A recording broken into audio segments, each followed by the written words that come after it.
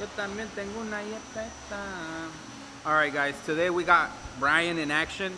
He's doing the one thing about screen printing that he absolutely hates. So we need to catch this on video. My homie Buka. Buka, say what's up, bro. I did. Oh, that's your what's up? That's my what's up. Alright. Have you seen the other video?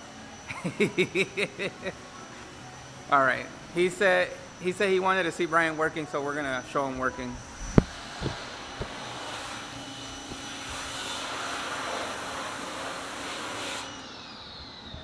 What's up?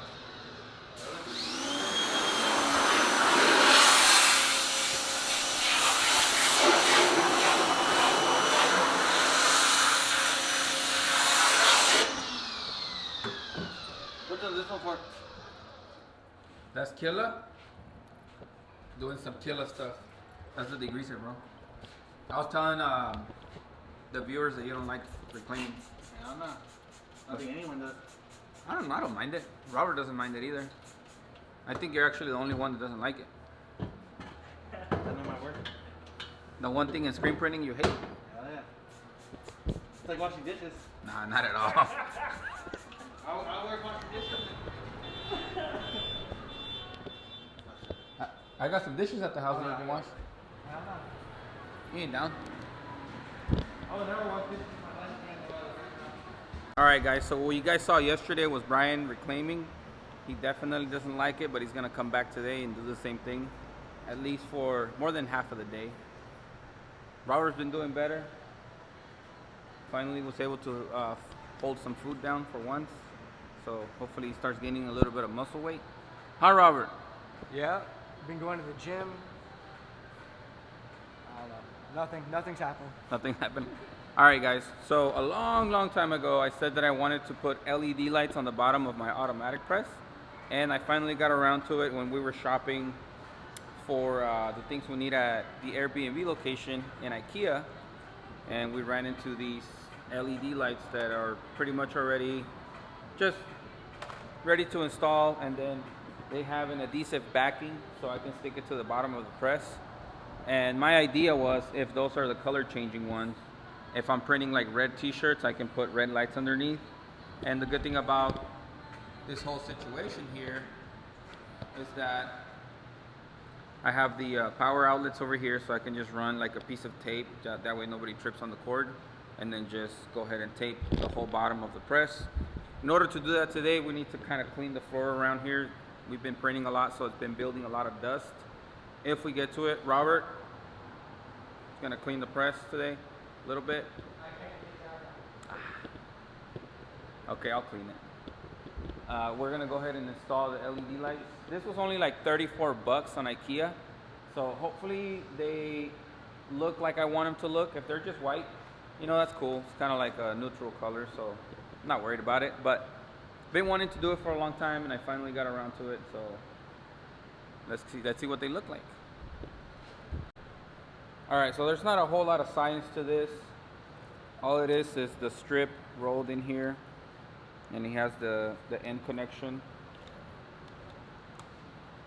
All you gotta do is plug it in.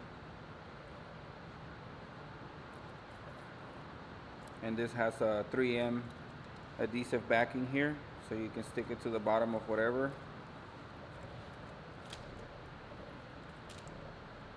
That's it. After that, you're ready to plug it in, and everything should light up. It does have a switch for on and off, so let's go plug it in and see how it looks.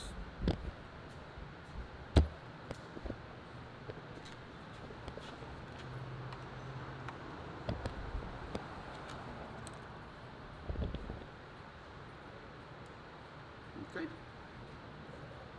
there you go. So unfortunately it's not the color changing one. Not a big deal, we can always swap it. But we're definitely going to put them underneath the press. Unfortunately, we did not get to the LEDs on the back of the automatic press, so they're still sitting here. But we did something more exciting today.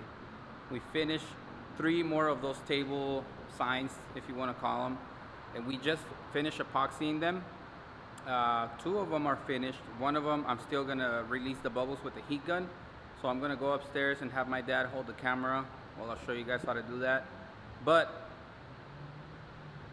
thankfully, I have the very first one that I did. I still have the very first one that I did, which is kind of terrible. It wasn't epoxy, it was just like a clear coat that I bought at Home Depot. The router and everything else wasn't the greatest either, so I have been trying to fix it. I have it up there just to show you guys. I took everything upstairs. We mopped the floor. First we swept everything, we mopped the floor. No. First we got the air hose and we blew the ceiling, everything to prevent like lint falling on the epoxy when it's drying. Then we swept, then we mopped. Now we're having some doors closed to minimize the lint floating in the air. So this one's closed, and we're just gonna go around and show you the table signs that I'm doing. It's quite a bit of them, and they're looking really good. So let me show you. This is the very first one.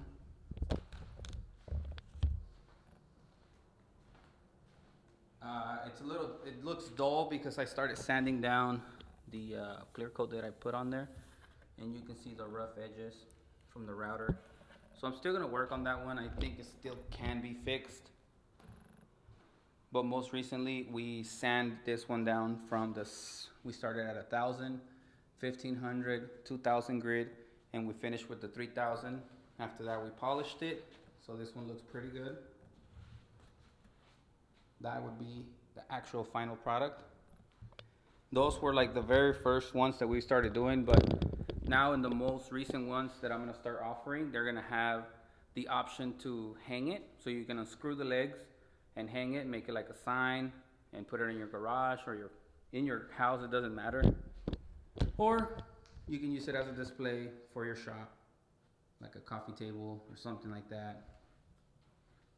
On this one, we still need to add the legs. We need to cut holes on the bottom. We may not sand this one because it doesn't have a whole lot of lint. Probably just polishing it will do the work. We just finished spreading the epoxy on this one, so as you can see, there's still a lot of bubbles in there. There's a bunch of bubbles. So we're gonna try to release those bubbles here in a second.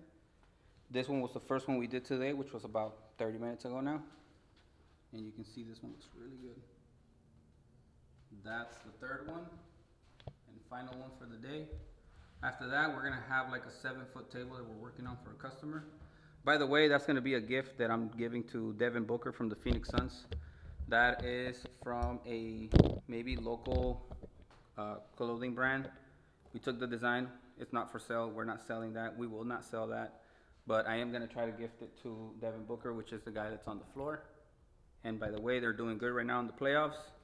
So without me talking more, let's go ahead and release the bubbles and call it a day so we can go home because it's late, tired, and I'm hungry.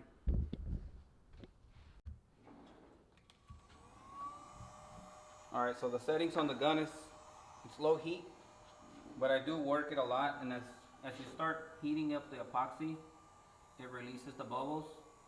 A lot of people do this with a torch. We don't have a torch, but the heat gun seems to do the work. I don't know if you guys can see it on camera. Presta la cámara al Manolo.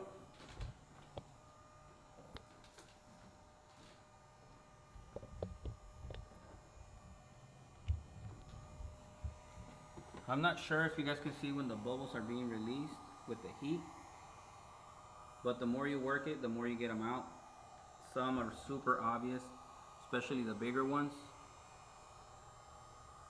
But even after you go around once or twice, you still have to double check because there's like real micro, tiny, super small bubbles that are trapped in the epoxy. And if you don't work it, they're gonna get stuck in there once the epoxy dries.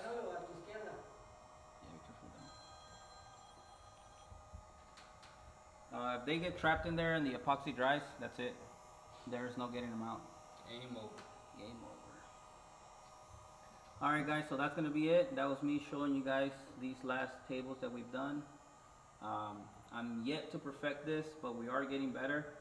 Once we have like all the details on how to make them, I'll show you guys how to make them and where I got all the product from, exactly what I used, and every step from start to finish. Maybe you guys don't even care. Let me know in the comments if you guys want to learn how to make them.